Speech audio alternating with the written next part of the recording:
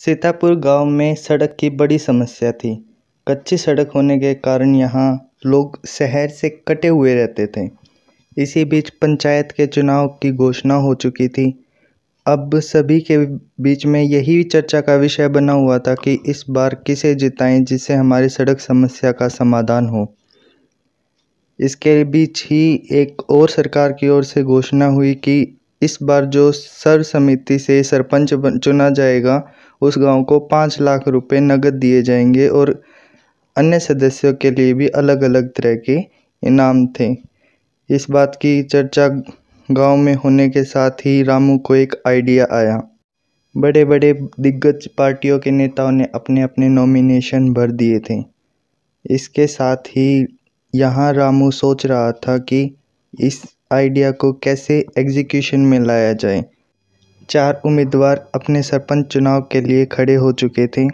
इसके बाद गांव में जब रामू ने अपना आइडिया बताना शुरू किया और चर्चा में बताया कि इस बार वोटिंग आप इस तरह से न करके अलग ढंग से करिए और इसके बारे में लोगों को जागरूक किया कि इस बार की वोटिंग आप अपना पेटीएम अकाउंट खोल करके वहां से आप सिर्फ 1 रुपया सरपंच अकाउंट अपने चहेते नॉमिनी सरपंच के नाम पर डालेंगे।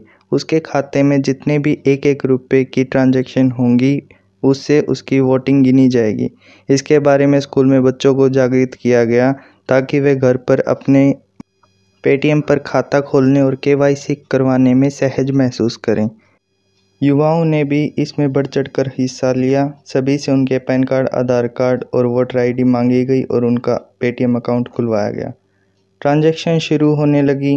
अब सभी अपना अपना 1-1 रुपया ट्रांजैक्शन अपने सबसे चहेते सरपंच के अकाउंट में कर रहे थे। केवल उनकी 1-1 रुपये की वोटिंग ही काउंट हो रही थी। जिस नंबर से उन्होंने केवाईसी करवाया था उसी नंबर से ट्रांजैक्शन वैलिड मानी गई। सभी वर्ग के लोगों ने इसे सहज पाया और सभी ने बढ़ चढ़कर वोटिंग में अपना योगदान दिया। बूढ़े, युवा, हर वर्ग के लोगों ने इसमें बढ़ चढ़कर अपना वोट किया। इसमें सभी तरह के व्यक्ति शामिल थे। खास करके गांव की महिलाओं ने अपना योगदान उत्साह के साथ अपना योगदान इस वोटिंग में दिया। इसके बाद जब गणना शुरू होने का समय आया तब तक बूढ़ी अम्मा ने भी अपना वोट दे दिया था और गणना शुरू हुई। वोटिंग कैलकुलेशन स्टार्ट हुई। 2021 के सर्वसम्मति के रिजल्ट में सरपंच सुमित्रा देवी को विनर घोषित किया गया। इलेक्शन कमीशन की ओर से गांव को रुपए दे दिए गए 5 लाख रुपए नगद के साथ।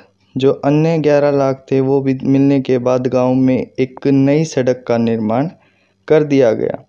अब गांव वाले भी बड़े खुश थे। अब गांव के बच्चे शहर में अपनी शिक्षा प्राप्त करने के लिए आराम से आ जा सकते थे। इस तरह के इलेक्शन प्रचार से गांव में यह फ़ायदा भी हुआ कि अब यहाँ के सभी वर्ग के लोग ऑनलाइन ट्रांजैक्शन करने में अपने आप को सहज महसूस करते थे।